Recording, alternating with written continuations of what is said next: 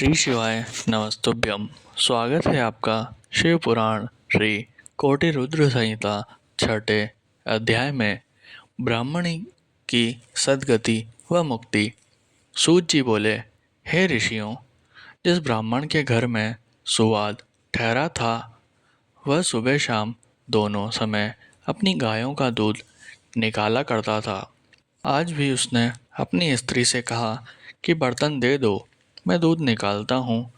तब उसकी पत्नी ने दूध का पात्र दे दिया और बछड़े को खोलकर गाय के पास भेज दिया। परंतु बछड़े ने जैसे ही थोड़ा सा दूध पिया, तुरंत गाय के पास से हटा दिया गया।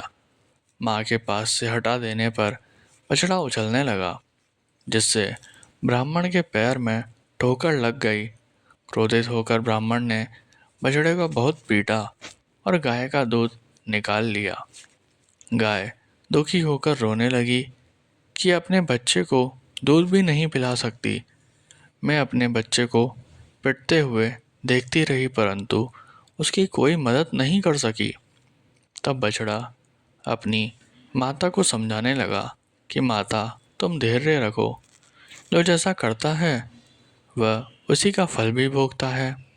अपने बछड़े की ज्ञान भरी बातें सुनकर गाय बोली, मैं जानती हूँ कि तुम सही कह रहे हो, परंतु अपने पुत्र की दुर्दशा मुझसे देखी नहीं जाती। मुझे उस ब्राह्मण को दंड देना ही होगा, क्योंकि यदि मैं कुछ नहीं करूँगी तो यही सब बार बार होगा। तब बछड़ा अपनी माता से बोला, माँ, यदि आप ब्राह्मण को मारोगी तो आपको ब्रह्म हत्या का पाप लगेगा। अपने पुत्र की ऐसी बातें सुनकर गाय ने कहा, पुत्र, तुम ठीक कह रहे हो, परंतु गाय को सताने का दंड ब्राह्मण को अवश्य मिलना चाहिए। बाकी रही ब्रह्म हत्या, उसके पाप को मिटाने का उपाय मैं जानती हूँ। यह कहकर गाय चुप हो गई। गाय और बछड़े की ये बातें सुवाद ने सुन ली थी। ये सब सुनकर उसने सोचा कि मैं अपनी माँ की अस्थियाँ लेकर काशी जा रहा हूँ, परंतु मैं यह भी देखना चाहता हूँ कि गाय ब्रह्म हत्या के पाप से कैसे मुक्त होती है और अपना बदला कैसे लेती है। प्रातःकाल होने पर सुवाद वहाँ का दृश्य देखने लगा। उस दिन ब्राह्मण ने अपने पुत्र से दूध निकालने के लिए कहा। उसके पुत्र ने भी गाय के बछड़े को पीटना शुरू कर दिया, जिससे गाय को क्रोध आ गया और उसने अपने सींगों का प्रहार लड़के के बगल में कर दिया। यह देखकर ब्राह्मण ब्राह्मणी दोनों दौड़ते हुए अपने पुत्र के पास आए, परंतु कुछ ही देर में उनके पुत्र के प्राण पखेरु उड़ गए। तब हाहाकार मच गया, सब रोने लगे। ब्राह्मण ने पीट पीट कर गाय और उसके बछड़े को घर से निकाल दिया। ब्रह्म हत्या की दोषी उस गाय का रंग सफ़ेद से काला पड़ गया। जैसे ही गाय और बछड़ा घर से निकले, वह पथिक सुवाद भी उनके पीछे पीछे चल पड़ा। वह देखना चाहता था कि गाय क्या करती है और कहाँ जाती है। चलते चलते वे नर्मदा नदी के किनारे पहुँचे, जहाँ पर पहले से ही नंदिकेश्वर महादेव विराजमान थे। गाय ने नर्मदा नदी में 3 गोते लगाए तो उसका काला रंग पुनः सफ़ेद हो गया। यह देखकर सुवाद को बड़ा आश्चर्य हुआ।